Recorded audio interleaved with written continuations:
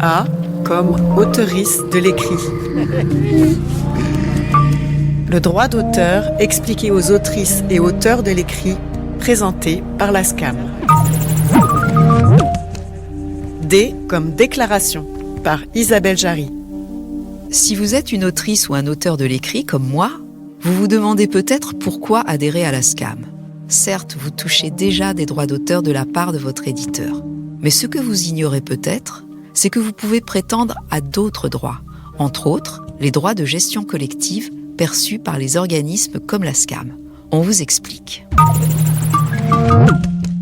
Je m'appelle Sandrine Ferrat, je suis responsable du pôle média à la SCAM. L'intérêt pour un auteur de déclarer une œuvre auprès d'une société d'auteurs comme la SCAM, c'est de pouvoir à l'avenir bénéficier de droits dans le cadre de nos répartitions. Dans ces répartitions, nous gérons un certain nombre de droits différents liés aux œuvres de l'écrit, notamment les droits de reprographie, les prêts publics en bibliothèque et les droits de copie privée numérique. Il s'agit là des droits de gestion collective obligatoires.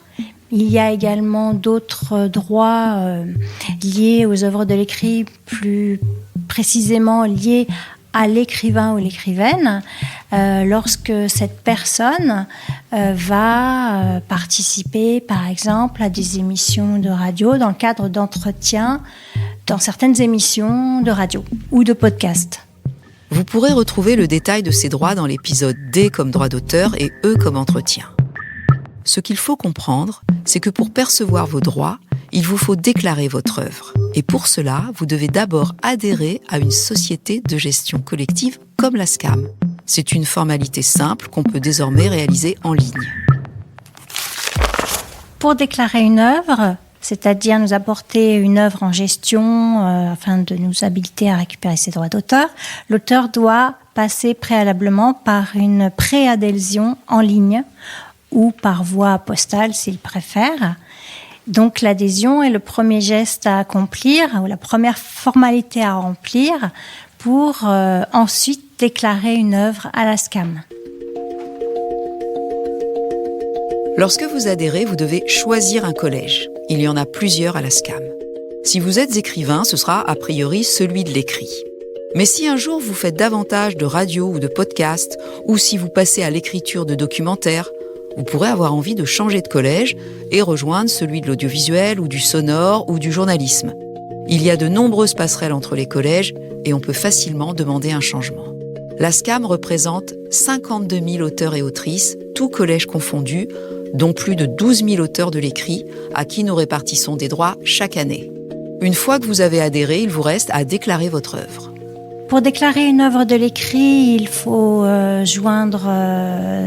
indiquer le titre de l'ouvrage, le nom de l'éditeur, la date de parution et puis les éventuels co-auteurs et autrices. Il faut également joindre au moins un contrat d'une œuvre éditée avec un contrat à compte d'éditeur et pas à compte d'auteur.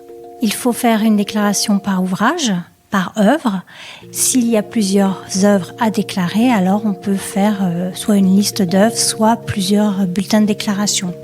Attention, après la parution de l'ouvrage, il y a un délai pour le déclarer. Pour toutes les œuvres déclarées à la SCAM, notre règlement prévoit que la déclaration se fasse dans les 3 mois qui suivent la première exploitation d'une œuvre.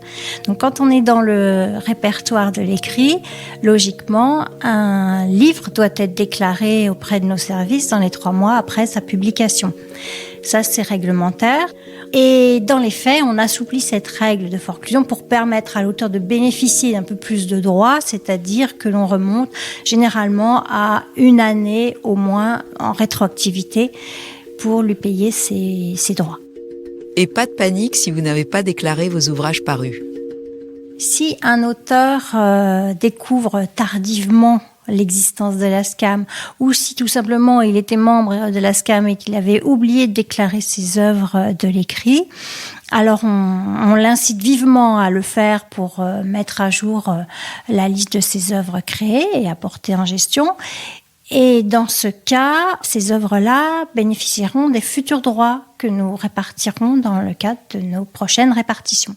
Donc n'oubliez pas de déclarer vos livres. Plus vite vous le faites après la parution, mieux c'est. Pour faire votre déclaration en ligne, rendez-vous dans votre espace membre sur le site www.scam.fr. Pour l'instant, vous ne pouvez pas déclarer en ligne ensemble les co-auteurs d'un ouvrage édité. Il vous faudra remplir chacun une déclaration distincte, ou bien la faire sur un formulaire papier commun. Lorsqu'un ouvrage est rédigé et créé par 2 ou plus co-auteurs ou co-autrices, il convient de définir une clé de partage des droits pour que nous puissions l'appliquer dans le cadre de nos répartitions.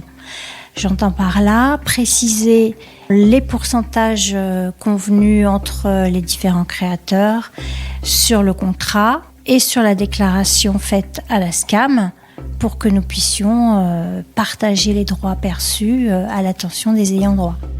Le plus souvent, les droits se répartissent à 50-50. Par exemple, si vous écrivez pour la jeunesse et que le livre est illustré, ou si vous faites un beau livre avec un photographe, chaque auteur touchera 50% des droits. Ça peut varier en fonction des ouvrages, bien sûr. Si les auteurs ne précisent pas la clé de partage des droits sur leur bulletin de déclaration, alors nos services appliqueront un partage par défaut à part égale entre tous les déclarants. A comme auteurice de l'écrit. Si vous avez des questions sur la déclaration, n'hésitez pas à prendre contact avec les services de la SCAM par téléphone ou par mail. La déclaration en ligne pour les autrices et auteurs de l'écrit est récente. Il y a peu, on utilisait encore un formulaire papier, mais maintenant que notre répertoire est entré dans la modernité, je plaisante, il est beaucoup plus facile de déclarer ses ouvrages. Et si vous n'avez pas encore saisi exactement à quel droit vous pouvez prétendre, je vous invite à écouter les épisodes D comme droit et E comme entretien. Vous avez écouté A comme auteurice de l'écrit, un podcast de la SCAM écrit par Isabelle Durier et Isabelle Jarry et réalisé par Emmanuel Beau, à retrouver sur toutes les plateformes et sur scam.fr.